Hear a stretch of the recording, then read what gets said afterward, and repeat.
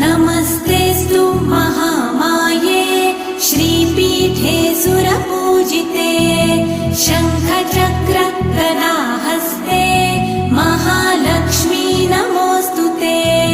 नमस्ते गरुडारूढे कोलासुरभयङ्करी सर्वपाप हरे देवी महालक्ष्मी नमोऽस्तुते। महादेव्यै च विद्महे विष्णुपत्न्यै च धीमहि तन्नो लक्ष्मी प्रचोदयात्।